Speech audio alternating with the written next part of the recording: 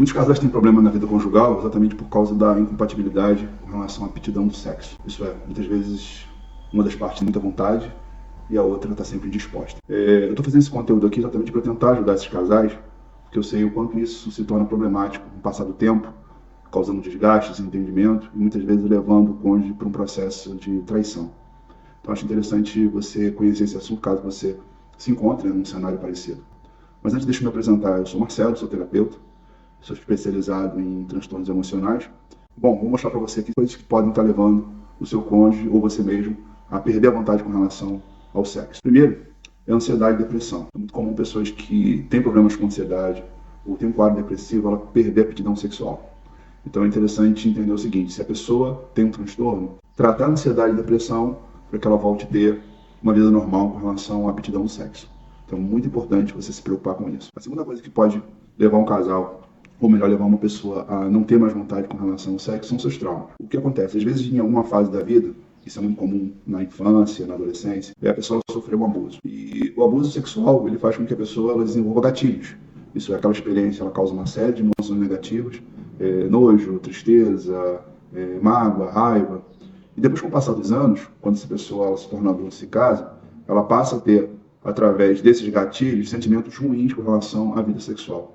Por exemplo, eu mesmo tive uma paciente que ela dizia para mim assim, eu estou sofrendo por causa do meu marido, porque o meu marido me procura, mas todas as vezes que eu tenho relação sexual, eu tenho muito nojo. Eu tenho que sair correndo para o banheiro, tomar banho, porque eu me sinto muito mal com relação a isso. E no processo da terapia, eu descobri que ela sofreu o abuso sexual aproximadamente entre os 7 e 8 anos. E essa pessoa ela tinha um sonho, e por causa desse abuso sexual, ela foi impedida de realizar esse sonho. Isso é, ela tinha desejo de se tornar freira. E ela associou que o fato de ela ter passado por isso impediria ela de fazer essa opção religiosa. E isso fez com que ela, na fase adulta, olhasse o sexo como uma coisa muito ruim. Por quê?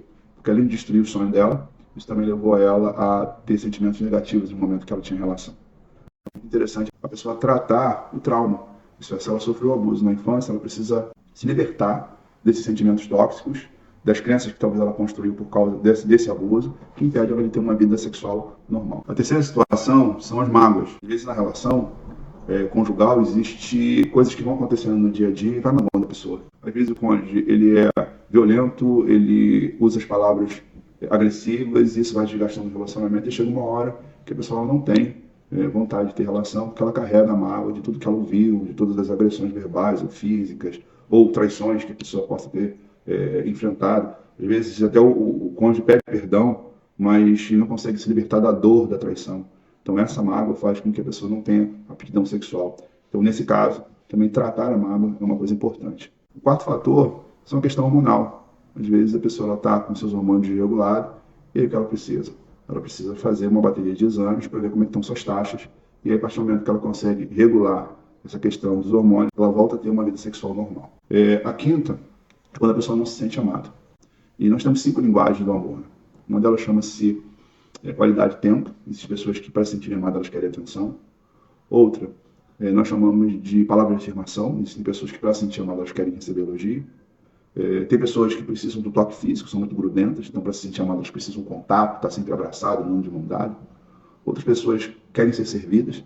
Isso acontece muitas vezes com a figura masculina. Ele se sente amado quando a mulher coloca ali o alimento, cuida da roupa, se preocupa em servir o seu parceiro.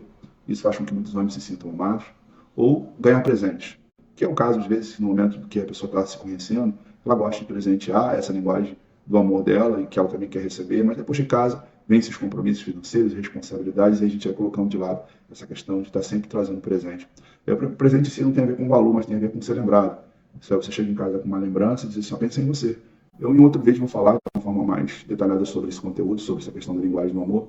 E eu até tenho um caso muito interessante de um casal que eu atendi, e esse casal eles tinham um problema com relação a isso, porque o marido fazia de tudo para agradar, e a linguagem do amor dele era servir. Então ele se preocupava em servir a esposa em todas, cuidava do carro dela, levava ela para o trabalho, fazia tudo que ela pedia, mas mesmo assim ela não se sentia feliz no casamento. Por quê? Não dava atenção.